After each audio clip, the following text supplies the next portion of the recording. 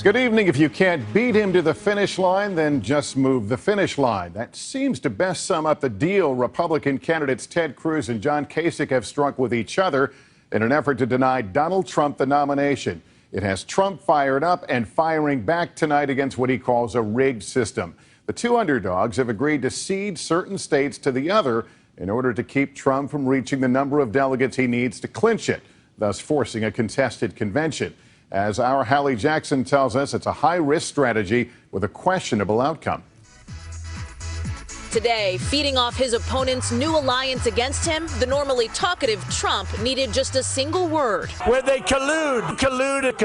They colluded, and actually I was happy because it shows how weak they are. It shows how pathetic they are. The deal between John Kasich and Ted Cruz locked down Sunday, sources tell NBC News. Kasich won't campaign in Indiana to give Cruz a better shot to beat Donald Trump there. Cruz won't compete in New Mexico and Oregon to boost Kasich's chances. John Kasich has decided to pull out of Indiana to give us a head-to-head contest with Donald Trump. Donald Trump is saying that you are colluding, and we expect to hear that from him again and again on the campaign trail. I understand that Donald will whine.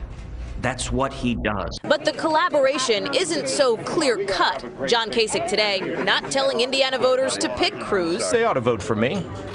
But I'm not over there campaigning and spending resources. Near Indianapolis, John Hurtig cast his ballot early for the Ohio governor. Wanted to vote my conscience rather than the game. But even if Kasich backers decided to go for Cruz, would it really stop Trump in Indiana? The latest poll in Indiana shows him in first, followed by his rivals. In theory, if voters buy in, Kasich's supporters could help put Cruz over the edge. But back up. 22% of Kasich supporters say Trump is actually their second choice. So even with the so-called alliance, there's no guarantee Cruz would defeat Trump in the Hoosier state. This could play into Donald Trump's hands in being able to say that everyone in the Republican Party, the establishment, is trying to gang up on him. Trump, meanwhile, giving Kasich at breakfast a taste of his newest attacks. I have never seen a human being eat in such a disgusting fashion. Do you want that for your president? I don't think so.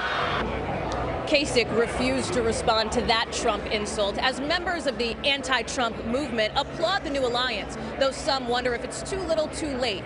But Cruz's campaign feels confident they'll win Indiana here, now even vetting VP prospects. A top aide to Carly Fiorina confirms to me tonight she's on the short list. Lester?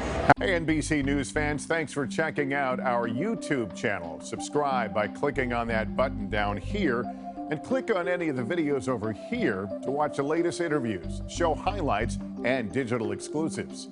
Thanks for watching.